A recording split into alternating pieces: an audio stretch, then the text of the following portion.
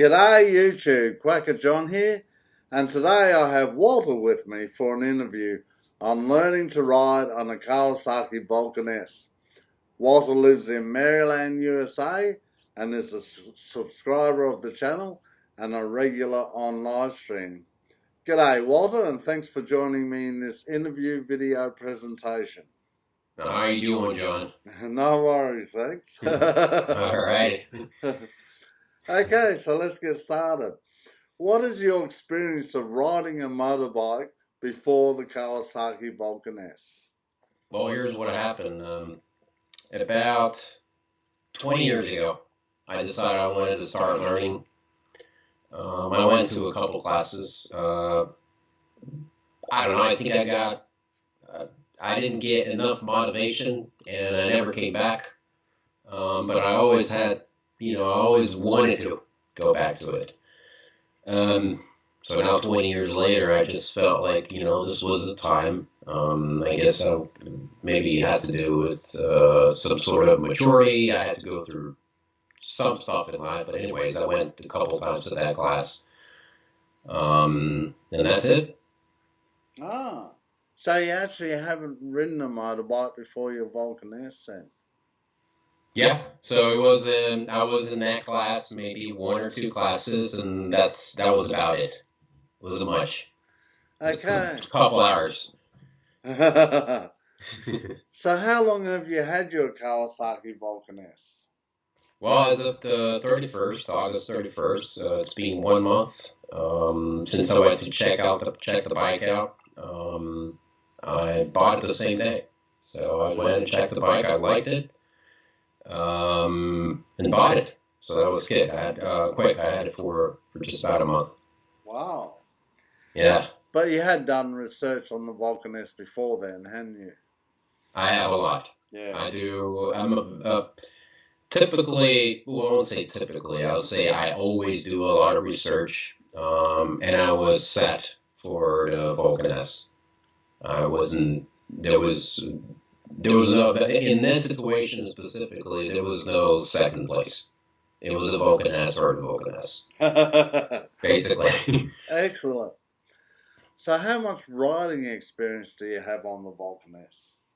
Okay, so lately what I've been doing, I got my MSF course scheduled for, it's coming up, another 2 weeks.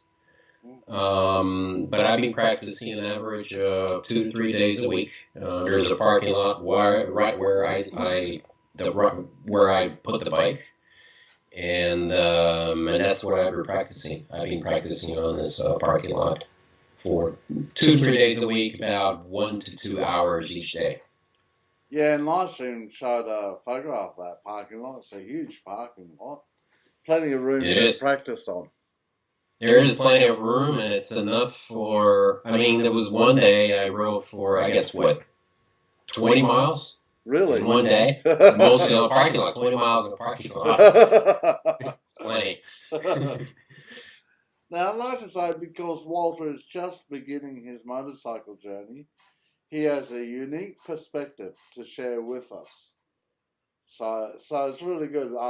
On one hand, there was Alan, who's had about 4 months' experience, and there's you, Walter, who's just beginning. So both of you can give us a different perspective about learning to ride on the Vulcan S.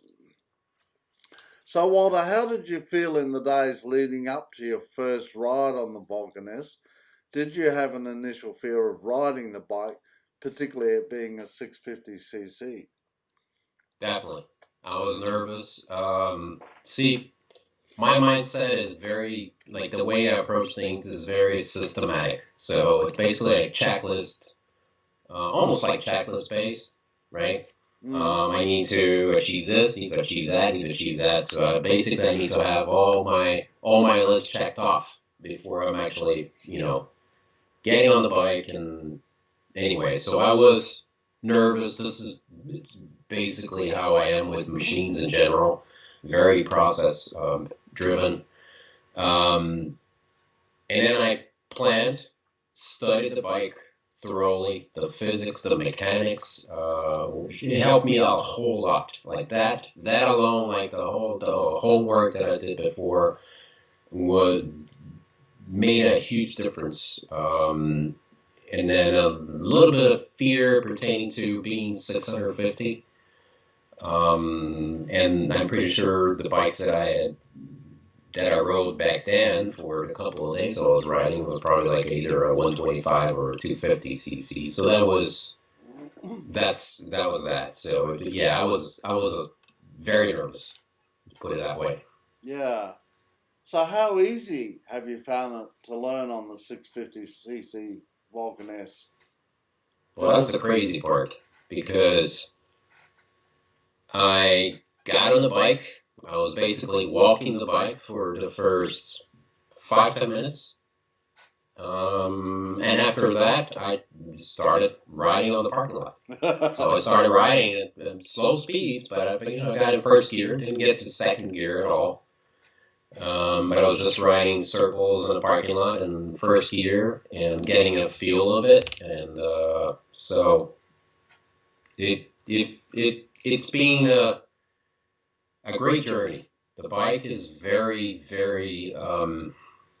It does what it. I feel like it does what you want it to do, right? As long as you respect it, it's an easy bike.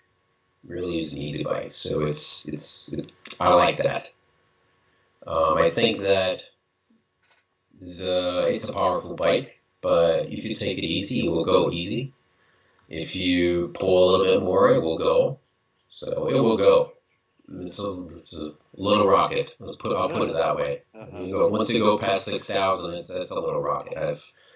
Nowadays, in the last couple practices, I have pulled it to 6,000 second gear, just to get a feel of it, and it's interesting. Put it that way, it's very interesting. But I like it how I really like how Kawasaki spreads the power throughout the whole RPM range. Right.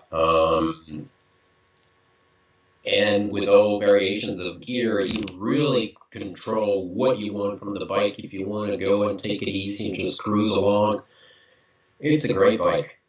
I've been riding, it's pretty low, but I've been riding 2,000-3,000 RPM, and it's got the torque right there. It's got enough torque in 2,000-3,000 to keep going, and that's it. Yeah. Yeah. Yeah, I got the impression that you found it a lot easier to ride than what you were initially expecting before riding the bike. I did. I think part of it is the bike is very stable. It's like extremely stable. Yeah. So you can ride in like 3, 4, 5 miles an hour, and it stays straight. It's super stable. It's not heavy. So it's a bike that, obviously, if you have no experience and to get on it, to try to rock it a little bit, put both your feet on the ground and get a feel of, what you feel of weight. It can get a little heavy, let's put it that way.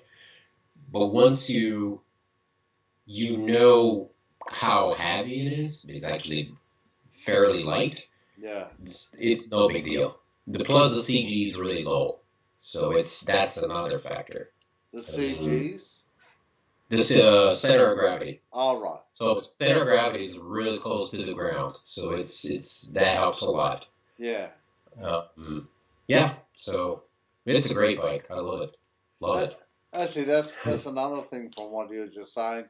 It's very easy to reach the ground on the bike, isn't it, with both your feet, because the bike is so low. It is. I'm 5'10", 5'11". I'll sit on the bike easily, and I can stand. Like, okay, the bike is sitting. So I got let's say I'm on the bike, right, and I stand on the ground. I get about this much clearance, and I'm on the seat, maybe about just under a foot. Yeah. And I'm 5'10". So It's low and it's the forward controls, so it compensates for you being able to put your foot way forward if you're not used to it. But if you lower your feet a little bit, you're already there, and you're stable. It's easy. It's easy. So It's good. how did you find the forward foot controls? Getting used to them.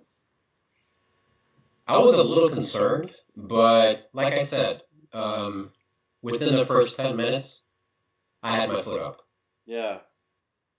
So I was concerned about it, but I found out that it really does not make that much of a difference. I actually think, well, maybe if I went back to the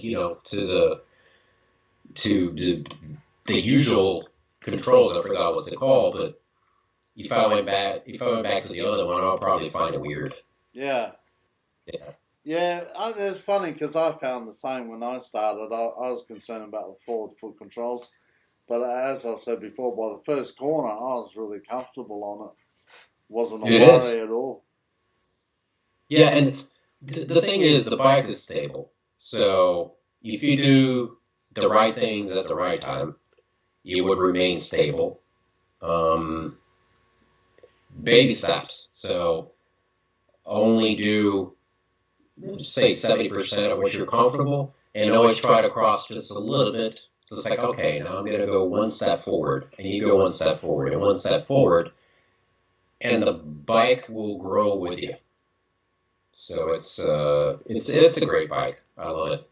Yeah.